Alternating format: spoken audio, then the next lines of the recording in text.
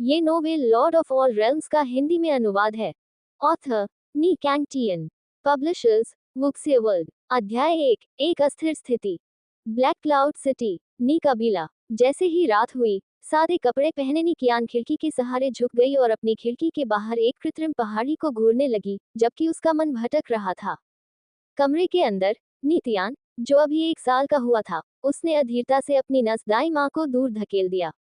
मुंह दूध से सना हुआ था, लेकिन आंखें निकियान पर टिकी हुई थी। वह बुदबुदाया, मांस मांस खाना चाहिए। उनकी नस झो माँ शर्मिंदा हो गई और हंसते हुए बोली, मिस देखिए। निकियान वास्तविकता में वापस आ गई और प्यारे लेकिन मजबूत नितियान को एक गहरी नजर से देखा और फिर मजाक में ताना मारा, इस छोटे कमीने ने आज पहले ही 2 कटोरी पिसा हुआ मांस खा लिया है, लेकिन अपने दूध में कोई दिलचस्पी नहीं दिखा रहा है। अब उसे और मांस चाहिए। मुझे ये भी नहीं पता कि वह इसे ठीक से पचा भी पाएगा या नहीं। मांस मांस चाहिए। नितियान अभी भी चेहरे पर मुस्कान लिए बड़बड़ा रहा था। नितियान की आकर्षक मुस्कान ने निकियान को उसकी दिवंगत छोटी बहन की याद दिला दी। थोड़ा नर्म दिल महसूस करते हुए उसने झोमा को सिर हिलाया। झोमा ने फिर बारीक पिसा हुआ मांस का एक कटोरा निकाला और उसे मेज पर रख दिया। नितियान की पुतलियां तुरंत चमक उठी। फिर उसने एक चम्मच पकड़ा और चतुराई से खाना शुरू कर दिया। उसका गोल मटोल छोटा चेहरा संतुष्टि से भर गया। नितियान को खाते हुए देखकर निकियान को बिना किसी स्पष्ट कारण के अचानक परेशानी महसूस हुई। छोटी यू, कल लॉटरी के ड्रॉ में कितने बच्चे भाग लेने वाले हैं? निकियान ने अचानक सवाल पूछा। दरवाजे के पास खड़ी नौकरानी हान यू ने झिझकते हुए धीरे से जवाब दिया, मिस, नी कबीले के सभी 1 वर्षीय बच्चे जिनका उपनाम नी है, वे इसमें शामिल होंगे। हर 5 साल में एक बार क्लाउड सोअरिंग माउंटेन से अमर लोग नी कबीले को उनके वर्षों की कड़ी मेहनत के लिए पुरस्कृत करने के लिए आध्यात्मिक उपकरण लाएंगे।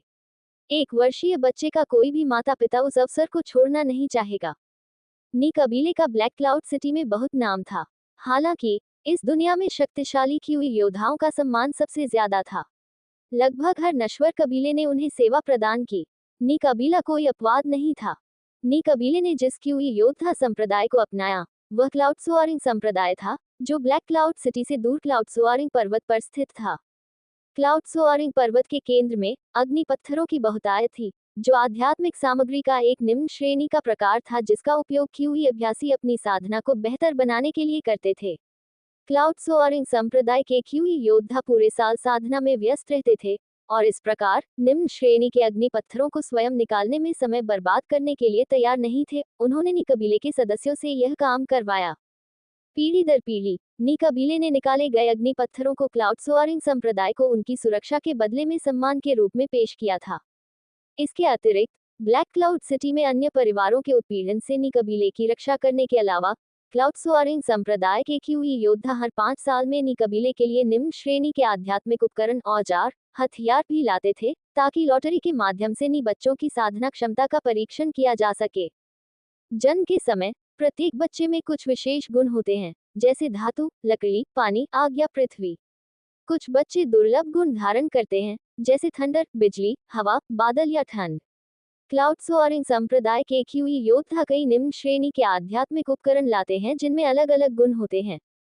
जिन बच्चों और आध्यात्मिक साधनों में समान गुण होंगे, वे एक दूसरे की ओर आकर्षित होंगे। इस तरह बच्चे के गुण का निर्धारण किया जा सकता है और फिर उसके माता पिता अच्छी तरह से निर्देशित सहायता प्रदान कर सकते हैं और बच्चे को आधे प्रयास से 2 गुना परिणाम प्राप्त करने में मदद कर सकते हैं। क्लाउड सोअरिंग संप्रदाय के किवी योद्धा नी कबीले की वफादारी के लिए उन निम्न श्रेणी के आध्यात्मिक औजारों का व्यापार करेंगे, इसलिए लॉटरी में लाए गए सभी आध्यात्मिक औजारों को मिलान करने वाले गुणों वाले बच्चों को उपहार में दिया जाएगा। यद्यपि क्लाउड सोअरिंग संप्रदाय के किव योद्धाओं के लिए ये निम्न श्रेणी के आध्यात्मिक उपकरण बेकार थे, किंतु वे नी बच्चों की साधना के लिए बहुत सहायक थे तथा लंबे समय तक उपयुक्त आध्यात्मिक उपकरण बन गए। यही कारण था कि पुरानी परिवार लॉटरी ड्रॉइंग के समय उत्साह से भर जाता था, जो हर 5 साल में एक बार ही होता था। 1 साल के बच्चे वाले हर माता पिता इसे अपने बच्चे के जीवन का सबसे महत्वपूर्ण क्षण मानते थे और इस घटना की ओर गिद्ध की तरह आकर्षित होते थे। ये समय कोई अलग नहीं था। निकियान ने भौहें सिकुड़ी। मुझे जवाब दो, इस बार कितने बच्चे भाग लेने जा रहे हैं? 7, हान यू ने अपना सिर झुकाते हुए धीरे से उत्तर दिया। छोटा तियान ठीक 1 साल का है और उसका उपनाम नी है, निकियान ने ठंडे स्वर में कहा। किसी ने मुझे नी तियान को इस लॉटरी सम्मेलन में लाने के लिए क्यों नहीं बताया? मिस हान यू ने मुस्कुराते हुए नी कियान की ओर देखा और धीमी आवाज में कहा, नी तियान आपकी छोटी बहन की संतान है, लेकिन वह आपकी तरह ही एक लड़की है, और उसने मरने से पहले यह नहीं बताया कि नी तियान के पिता कौन थे। नी कबीले के नियमों के अनुसार केवल वैध बेटों के बच्चों को ही हर 5 साल में लॉटरी ड्राइंग सम्मेलनों में भाग लेने का अधिकार है। कबीले की बेटियों के बच्चों को ऐसा कोई अधिकार नहीं है। मुझे उन नियमों की परवाह नहीं है, नी कियान ने कहा। मेरे पिता अभी भी इस कबीले के मुखिया हैं। मैं अभी उनसे बात करने जा रही हूँ। फिर वह कमरे से बाहर निकल गई। जैसे ही नी कियान चली गई, हान यू ने खुद से कहा, आपके पिता वर्तमान में कबीले के मुखिया हैं, लेकिन उनकी स्थिति स्थिर नहीं है। एक पल के बाद नी कियान नी डोंगहाई के घर में घुस आए और गुस्से से चिल्लाए, पिताजी, नी तियान है। अंदर आते ही वह अचानक रुक गई। मंद रोशनी वाले कमरे के अंदर कबीले के वर्तमान मुखिया नी डोंगहाई के पीले पीले चेहरे पर थकान के अलावा कुछ भी नहीं दिख रहा था। उसका मूल रूप से शक्तिशाली शरीर हड्डियों के एक थैले में बदल गया था। वह वर्तमान में दीवार के सहारे झुका हुआ था। उसकी आंखें उसके बाएं हाथ में एक लाल औषधीय गोली पर केंद्रित थीं। वह किसी महत्वपूर्ण बात को लेकर आगे पीछे डोलता हुआ लग रहा था।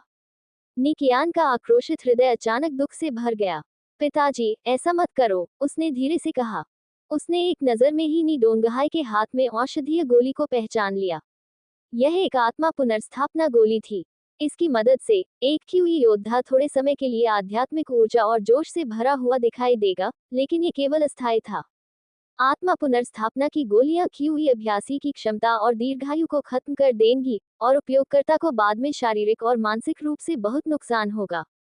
आमतौर पर क्यूई योद्धा इसका सहारा तभी लेते थे जब मामला जीवन और मृत्यु का हो। सामान्य परिस्थितियों में कोई भी इसका इस्तेमाल करने की हिम्मत नहीं करता था। नी डोंगहाई, जो अपने हाथ में आत्मा पुनर्स्थापना की गोली को घूर रहा था, उसने नी कियान को अंदर आते देखा। उसने मुस्कुराने की कोशिश की और कड़वाहट से कहा, जब से मैं यूं कबीले और युआन कबीले द्वारा गंभीर रूप से घायल हुआ हूं, तब से मेरा क्यूई का सागर क्षतिग्रस्त हो गया है और मेरी आध्यात्मिक ऊर्जा इतनी तेजी से रिसने लगी है कि मैं इसे भर नहीं सकता। मेरे साधना आधार के पूर्ववर्ती स्वर्ग स्तर तक पहुंचने की कोई संभावना नहीं है। यहाँ तक कि मेरा वर्तमान साधना स्तर भी। खैर, मुझे यकीन नहीं है कि मैं इसे कितने समय तक बनाए रख सकता हूँ। दूसरे भाई और तीसरे भाई लंबे समय से कबीले के मुखिया के रूप में मेरे पद के पीछे पड़े हैं। मैंने इस पर विचार किया है। क्लाउड सोरिंग संप्रदाय कल लोगों को भेजने वाला है। अगर उन्होंने मेरी साधना में इतनी गिरावट देखी, तो दूसरे भाई और तीसरे भाई के हालात को भड़काने के साथ, मुझे डर है कि मेरे पास अपना पद सौंपने के अलावा कोई विकल्प नहीं होगा। पिताजी, मैं चाहती हूँ कि आप कबीले के मुखिया के रूप में अपना पद बनाए रखने के लिए अपनी लंबी आयु नष्ट करने के बजाय सेवानिवृत्त हो जाएं। नी कियान की आंखों में आंसू भर आए। तुम क्या जानती हो? नी डोंगहाई ने उसे एक कठोर नजर से देखा। उसके चेहरे पर गंभीरता और गुस्सा साफ झलक रहा था। युन कबीले से तुम्हारे साथ जो बुरा व्यवहार हुआ है, उसके लिए हमें न्याय मांगने का मौका तभी मिलेगा जब मैं नी कबीले का मुखिया बना रहूंगा। साथ ही, जिस व्यक्ति ने तुम्हारी बहन को धोखा दिया है, उसकी पहचान का पता लगाना तभी संभव है जब मेरे पास नी कबीले की शक्ति होगी। अगर मैं पद छोड़ देता हूँ, तो कोई रास्ता नहीं है कि दूसरा भाई और तीसरा भाई तुम्हारा और तुम्हारी बहन का बदला ले सकें। मुझे तुम्हारे और जिन र के लिए मरते दम तक इस पद पर बने रहना है। अगर मैं कुछ साल कम जीऊं तो क्या फर्क पड़ता है? एक बार पद छोड़ने के बाद मैं आपके लिए लड़ नहीं पाऊंगा। यह मरने से किस तरह अलग है? पिताजी, नी कियान अपने ही आंसुओं में घुट गई। ठीक है, एक अपरिपक्व बच्चे की तरह व्यवहार मत करो। मुझे बताओ, तुम मुझे खोजने की इतनी जल्दी में क्यों थी? नी डोंगहाई ने एक गहरी सांस ली और अपनी दृढ़ दृष्टि को पुनः प्राप्त किया। पिताजी, नी कियान ने विनती की, कल का लॉटरी निकालने का सम्मेलन बहुत महत्वपूर्ण है। चूंकि आपने लिटिल तियान को पारिवारिक नाम नी दिया है, इसलिए मुझे उम्मीद है कि लिटिल तियान इसमें भाग ले सकेगा। अगर उसे लॉटरी निकालने के सम्मेलन में कोई उपयुक्त आध्यात्मिक हथियार मिल जाए, तो इससे उसकी भविष्य की साधना को बहुत लाभ होगा। इसकी मदद से वह 15 वर्ष की आयु तक क्यूई शोधन चरण के 9वें स्तर तक पहुंचने में सक्षम हो सकता है और क्लाउड सोरिंग संप्रदाय में भर्ती हो सकता है। इस मामले के बारे में नी डोंगहाई दुविधा में लग रहा था। मैं इस स्थिति से कैसे अनजान रह सकता हूँ? मैंने दूसरे भाई और तीसरे भाई से इस बारे में बहुत पहले बात की थी, लेकिन वे इस बात पर अड़े हुए थे कि लिटिल तियानी कबीले का वैध बेटा नहीं था और उसे भाग लेने की अनुमति देने से इनकार कर दिया, जो कबीले के नियमों के अनुसार है। पिताजी, आप अपने साधना पथ के अंत तक पहुंच रहे हैं। छोटी बहन अब हमारे साथ नहीं है। और जहां तक मेरा सवाल है, मेरे जीवन में बेहतरी के लिए बदलाव की कोई उम्मीद नहीं है। कबीले की हमारी शाखा में अच्छी आबादी नहीं है, और लिटिल तियान एकमात्र पुरुष होने के कारण मुझे उम्मीद है कि आप उसके लिए लड़ सकते हैं। निकियान की आंखें आंसुओं से भर गईं। नी डोंगहाई कुछ देर चुप रहा, फिर उसने सिर हिलाया। मैं समझ गया। जाओ, नितियान को कल लॉटरी ड्राइंग में ले जाओ। हालांकि निकियान की आंखों में आंसू चमक रहे थे, लेकिन झुककर जाने से पहले उनमें खुशी का भाव भी दिखाई दिया। जैसे ही वह कमरे से बाहर निकली, निकियान ने नीडोंगहाई को आत्मा पुनर्स्थापना की गोली निगलते और एक लंबी आह भरते हुए सुना। निकियान को दिल दहला देने वाला दर्द महसूस हुआ। उसे पता था कि उसके आने से नीडोंगहाई को अपना मन बनाने में मदद मिलेगी। वह पीछे मुड़कर नहीं देख सकती थी और जितनी जल्दी हो सके भाग गई।